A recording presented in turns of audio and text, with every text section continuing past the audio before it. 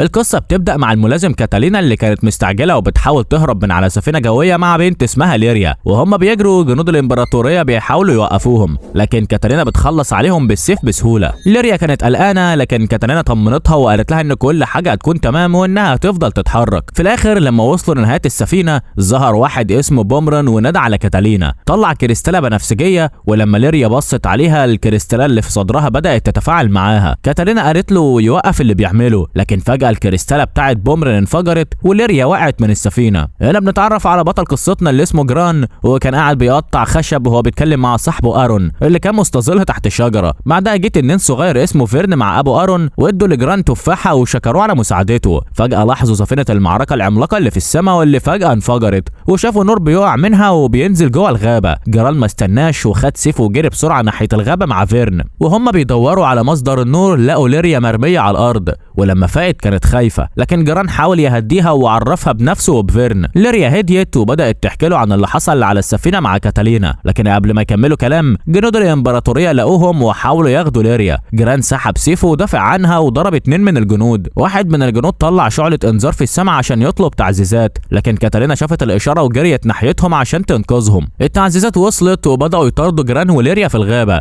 جران سألها ليه بيطاردوها، فقالت له انهم جنود الامبراطورية وانهم عايزينها علشان كانت محبوسة عندهم كجزء من تجربة علمية. وبعدين الجنود حصروهم من كل ناحية، لكن كاتالينا وصلت في اخر لحظة وهجمتهم بالسحر بتاعها. بعد ما خلصوا كاتالينا عرفت نفسها لجران وقالت له انها كانت جزء من الامبراطورية، لكن بعد اللي عملته النهارده هي مش تبعهم تاني. شرحت له ان ليريا كانت مجرد تجربة علمية عندهم وكانت محبوسة في زنزانة انفرادية، لكنها ما قدرتش تشوف الظلم ده وساعدتها على الهروب. جران قرر يساعدهم ويقف معاهم ضد الامبراطورية وانضم ليهم في رحلتهم، لكن قبل ما يكملوا طريقهم بومرن ظهر وسد طريقهم. بعدها استدعى التنين الضخم اللي عنده واللي اسمه هايدرا. كاتالينا صرخت في جران وقالت له يهرب، لكن هايدرا استهدفه وهاجمه على طول. التنين ضربه بكذا كرة نارية لكنه قدر يتفاداهم، لكنه اتزنق جوه حلقة من النيران. فجأة هايدرا هجم عليه برجله ووقعه على الارض وسبب له جرح عميق في صدره. الكل كان مصدوم وفيرن بدأ يعيط ويطلب من جران يقوم لكنه ما ردش. ليريا شافت اللي حصل وزعلت جدا واتعصبت. الحل الوحيد لانقاذ جران كان انها تدي نص قوتها، فبدأت تعويذة سحرية عشان تدخل عالم الارواح وتشاركه قوتها، لكن في اللحظة دي بومرن استخدم جوهرة علشان يعطل قوة ليريا، ومع ذلك جران يقدر يصحى تاني. بومرن لما شاف ده كان في حالة ذهول وسأل ازاي رجعته للحياة، فخاف اكتر وامر هايدرا انه يهاجم ليريا، لكن في اللحظة دي جران وليريا دمجوا قوتهم مع بعض واستدعوا التنين الاسطوري بهاموت.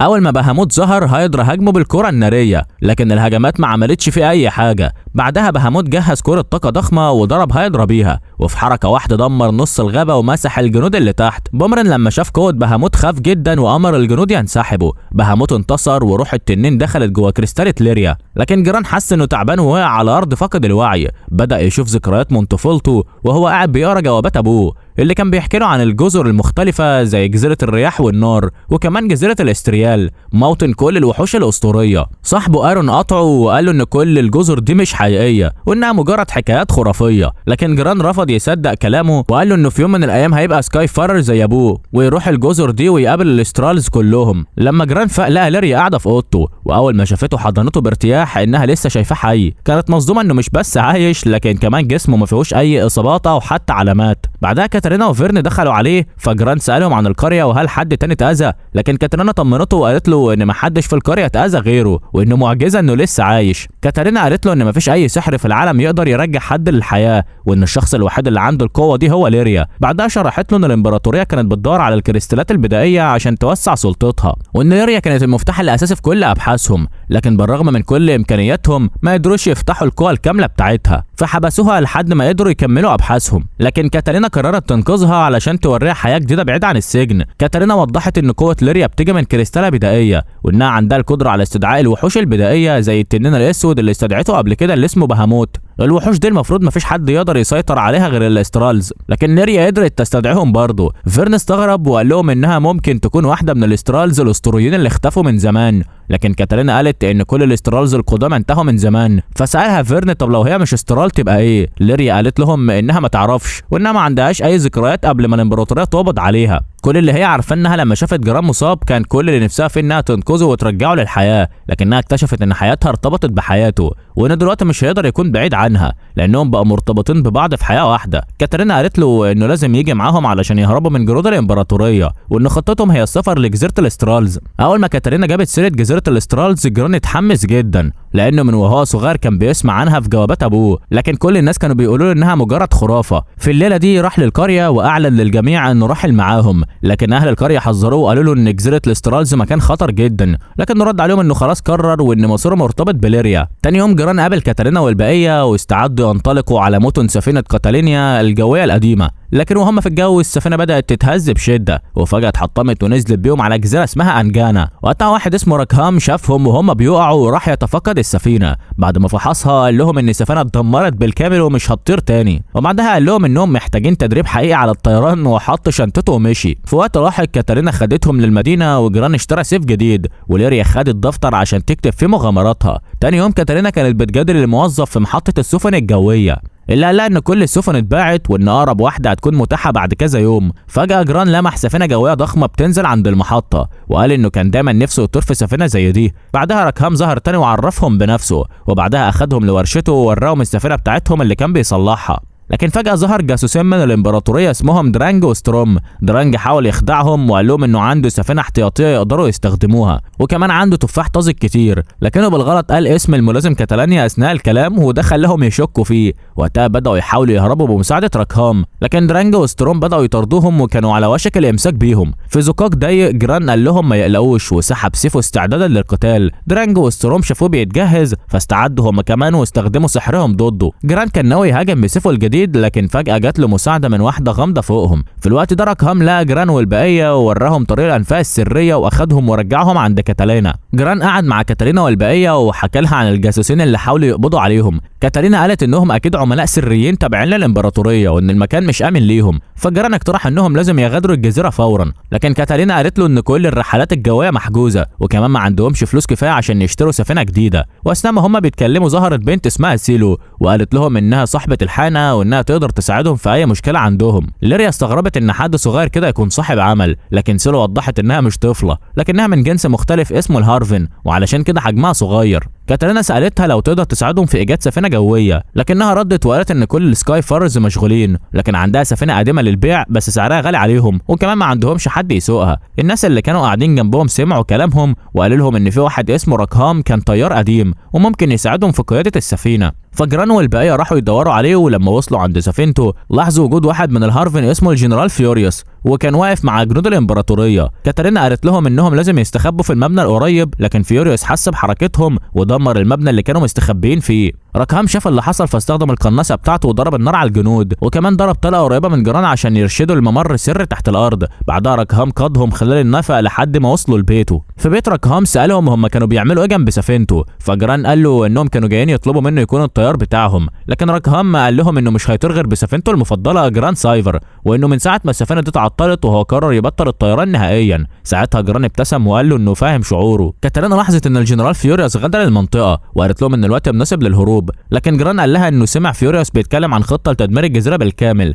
كاتالينا قالت لهم انهم لازم يحذروا سكان المدينة بسرعة ويخلوا الكل يهرب. قبل ما يمشوا ركهام وقفهم وقال لهم انه جاي معاهم وهم راجعين للمدينة قابلوا الجاسوسين تاني. درانج حاول يغريهم وقال لهم انه عنده سفينة جاهزة ليهم وقال لفيرن انه معاه شنطة مليانة تفاح وكل اللي عليهم هو انهم يتبعوه، لكن كاتالينا رفضت وقالت انها عارفة نواياهم الحقيقية وانهم عايزين يقبضوا على ليريا تاني. لما كاتالينا رفضت العرض درانج قال لهم انهم هيضطروا يستخدموا القوة وبدأ يهجم عليهم بسحره. ركهام رد عليه باطلاق النار وجران استخدم سيفه ضد درانج، لكن قوة درانج كانت أقوى منهم بكتير وفجأة الجو اتقلب وبدأ إعصار ضخم يتشكل. درانج وستروم قرروا ينسحبوا بسرعة. بعدها وصلوا لقاعة المدينة واللي كان فيها ناس كتير مستخبيين بسبب العاصفة اللي بتهدم بيوتهم. ركهام قال انهم لازم يخلوا الكل يهرب فورا وسأل لو في حد عنده سفينة متاحة. واحد من حضوره قال ان عنده سفينة كبيرة كفاية لكن الطيار بتاعها مصاب بشدة ومفيش حد يقدر يسوقها. ركهام قال لهم انه هيتولى القيادة وانهم ما يقلقوش لانه متعود على الطيران في الظروف الصعبة دي. فريق صغير طلع السفينة علشان يشغلوها، لكن فجأة الجنرال فيوريوس دمر اخر سفينة عندهم وقال لهم ان تيمات الهة الرياح هتحمل الجزيرة بالكامل وانها هتطلق وحشها البدائي عليهم.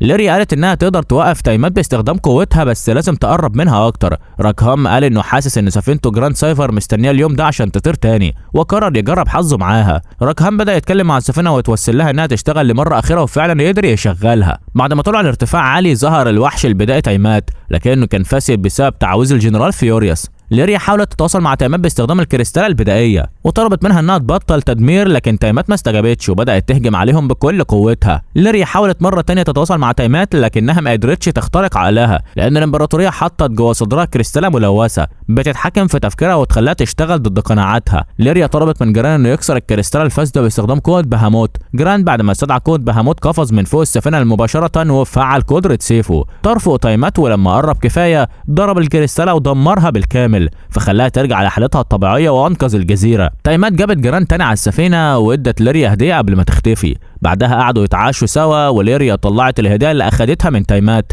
اول ما لمستها شافت هي وجران رؤى عن بركان ضخم ومصنع متهالك. سيلو اتصدمت لما شافت الهديه وقالت لهم انها جزء من خريطه سماويه. كاتارينا قالت انها سمعت عن اجزاء الخريطه دي قبل كده، وانها لازم تتجمع كلها عشان تقدر تفتح الطريق للمكان اللي هم رايحين ليه. في الليل جران راح لراكهام وساله لو كان عايز يكون الطيار بتاعهم. راكهام ساله عن وجهتهم، فجران قال له انه عايز يروح جزيره الاسترالز. راكهام اتفاجئ وساله ليه، فجران قال له ان ابوه مستنيه هناك ووراه الجواب اللي ابوه كان بعته ليه وهو صغير. راكهام قال له انه كان فاكر ان الجزيره مجرد خرافه. بعد الكلام راكهام قرر مش هيضيع فرصه انه يشوف الجزيره الاسطوريه بنفسه، ووافق انه يكون الطيار بتاعهم. تاني يوم انطلقوا في رحلتهم، واول مكان وصلوا ليه كان فولتس، وهو مكان مليان موارد زي الحديد والاسلحه والاكل. لكنهم لاحظوا ان المدينه فاضيه تقريبا ومفيش ناس، رغم ان المحلات لسه مليانه بالبضايع. دخلوا مطعم وقابلوا راجل قال لهم انه عميل سري وبيشتغل مع حكومه فولتس. الراجل كان معجب بانجازاتهم في انقاذ مدينه بورت بريز من عاصفه تايمات، وطلب منهم خدمه خاصه وهي البحث عن شخص مفقود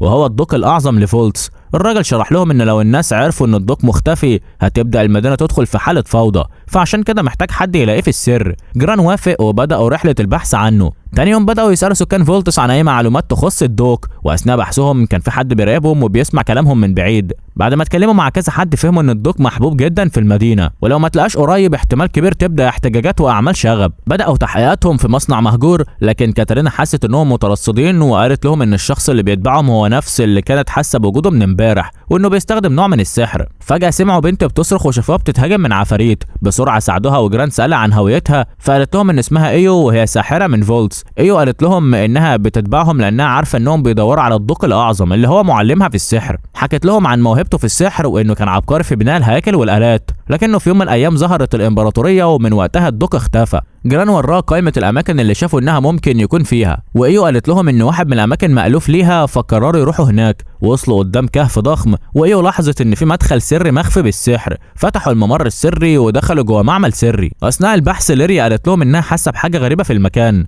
وفجأة الجاسوسين بتوع الامبراطورية ظهروا وقال لهم ان المكان ده كان اول حاجة اكتشفها الاسترالز، وان اللي ليريا حاسة بيها هو طاقة الوحوش البدائية. في اللحظة دي ظهرت بنت ماشية جنب المستشار الاعلى للامبراطورية المعروف باسم الفارس الاسود، اقوى فارس في المملكة. كاتارينا اتصدمت لما شافته وسالتهم عن سبب وجوده هنا. الجواسيس قالوا لهم انهم بيدوروا على الدوق برضه، لانه كان متفق معاهم على مشروع مشترك بيستخدم فيه الكريستالات البدائيه. لكن الدوق خد كل الابحاث لنفسه وزرع الكريستاله جوه واحده من الاته الضخمه. بعد ما الجواسيس مشوا ظهر قدامهم وحش آلي ضخم، وايو صرخت. ايو قالت ان الوحش الآلي ده اكيد واحد من الآلات اللي بناها الدوق الاعظم، وان قوته السحريه هي اللي بتتحكم فيه. جريت ناحيه الآلة وفضلت وتوسل لمعلمها انه يوقفها، لكن الآلة ما استجابتش وبدات تهاجمها. لحسن الحظ جران انقذها في اخر لحظه. بعد كده راكهام ضرب على وحش بالمسدس والجميع جريوا ناحيه مخرج الطوارئ. بعد ما هربوا ليريا حذرتهم انها سمع صوت غريب بيتكرر من ساعه ما الوحش ظهر، وكأن في حد بينادي عليها. فضلوا يفتشوا بقى المختبر لحد ما وصلوا لغرفه سريه فيها آلة ضخمه تانية، وهناك اخيرا قابلوا الدوق الاعظم. لكن ايو لاحظت انه مش طبيعي وعينه كانت بتلمع باللون الاحمر.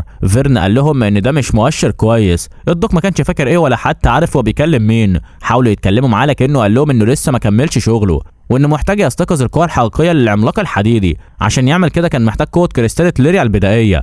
الجواسيس بتوع الامبراطوريه والبنت اللي بتتحكم في الفارس الاسود كانوا بيراقبوا المشهد من بعيد. استخدموا قوه البنت عشان ينقذوا الآلة اللي بناها الدوق وخلوها تهاجم جران والمجموعه. لما العملاق الحديدي استيقظ الدوق امره انه يهجم عليهم، فبداوا يقتلوه باستخدام كل مهاراتهم. هاجموه باسلحه عاديه لكن الضرر ما كانش كفايه. وقتها ليريا منحت جران قوه بهاموت، فاندفع بسيفه العنصري وحاول يهزم الوحش بكل قوته، لكن الماكينه كانت اقوى مما توقعوا وكانوا بيواجهوا صعوبه في هزيمته. ايو غضبت من معلمها لانه انقلب ضدها، فقررت تستخدم السحر اللي هو علمه ليها، وبالفعل قدرت تطيح بالوحش الضخم. لكن العملاق الحديدي وقف مره تانية، فاضطروا انهم يشتغلوا مع بعض كفريق واحد وهاجموه بكل قوتهم في نفس الوقت، وفي النهايه قدروا يهزموه تماما. بعد ما هزموا العملاق ايو جريت على الضوء واستخدمت سحرها عشان تفوقه من التاثير الشرير اللي حطته الامبراطوريه عليه. بدات تبكي لما افتكرها اخيرا، وساعتها شفنا فلاش باك عن طفولتها. ايو حكت لهم ان في وباء انتشر في المدينه زمان وادى لوفاه والديها، وفضلت عايشه لوحدها لفتره طويله لحد ما الدوق الاعظم لقاها واعتبرها زي بنته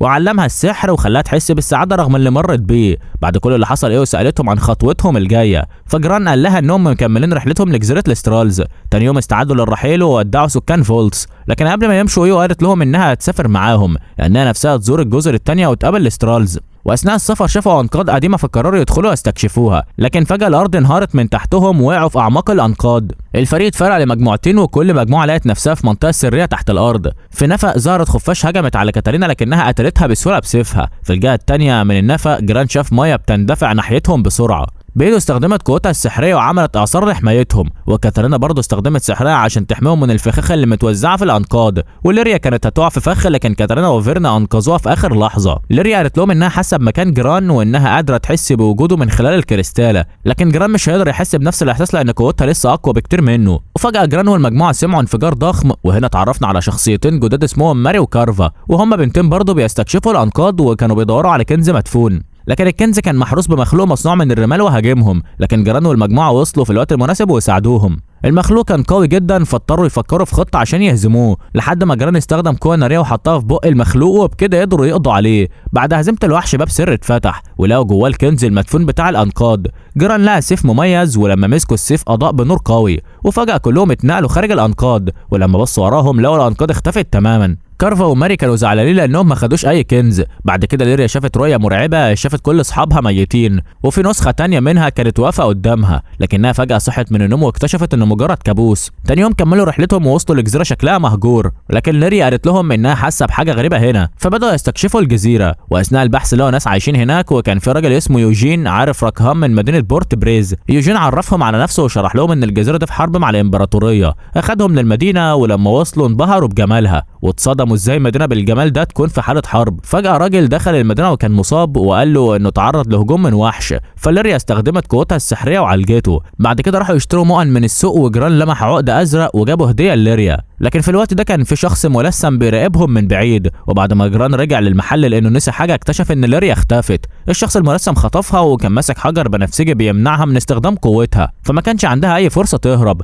جران حاول يلاحقها لكنه كان اسرع وهرب بالقارب ومعاه ليريا. في نفس اللحظه المدينه بدات تهاجم الامبراطوريه بسفنها. الشخص اللي خطف ليريا كان بومران وبدا يهدد سكان المدينه، وليريا حاولت ترجو انه يوقف اللي بيعمله لكنه كسر العود اللي جران جابه ليها وقال لها انها مجرد تجربه من تجارب الامبراطوريه وما ينفعش يكون لها اصحاب. جران حاول ينقذ ليريا وقتل جنود الامبراطوريه لكنه كان بيعاند ضدهم. بعدين استدعى تنين مائي ضخم اللي بدا يدمر سفن الامبراطوريه، وقبل ما بومران يقضي على ليريا جران قدر يهزمه. لكن فجاه التنين المائي سبب تسونامي وكان هيغرق المدينه كلها، لكن وقتها بنت اسمها روزيتا ظهرت واستخدمت سحرها لانقاذ الجميع. الموج ضرب ليريا ووقعت فاقده الوعي وما فاقتش بعدها. جران وكاتالينا فضلوا قاعدين جنبها وبيعتنوا بيها، واثناء ما كانوا قاعدين كاتالينا اعترفت لجران بالحقيقه عن قوه ليريا، وقالت له ان الامبراطوريه استخدمتها كتجربه سلاح وانهم بالغلط استدعوا مخلوق غامض من داخلها، والمخلوق ده ممكن يدمر الامبراطوريه بالكامل. عشان كده الامبراطوريه قررت تحبسها خوفا من انها تفقد السيطره وتحرر الوحش اللي جواها. بعد كده قرروا يروحوا لجزيره الاسترالز عشان يحاولوا ينقذوا ليريا ويرجعوها للحياه. هناك لقوا شجره عملاقه وروزيتا قالت لهم انهم يقدروا يستخدموا سحر الشجره لانقاذها، وبالفعل بعد ما استخدموا السحر ليريا فاقت وقالت انها كانت في نوم مظلم وكانت خايفه ان الوحش اللي بداخلها يستيقظ لانه لو استيقظ محدش هيقدر يوقفه. لكن استيقاظ ليريا تسبب في ظهور تنين البحر العملاق، فجران استخدم كل قوته وهجم على التنين بكل ما عنده، وفي النهايه قدر يهزمه بسيفه. وهنا بينتهي الانمي. ما تنسوش تعملوا لايك واشتراك لو استمتعتوا، وفعلوا الجرس علشان ما يفوتكوش اي فيديو جديد. لحد ما نتقابل تاني خليكم بخير.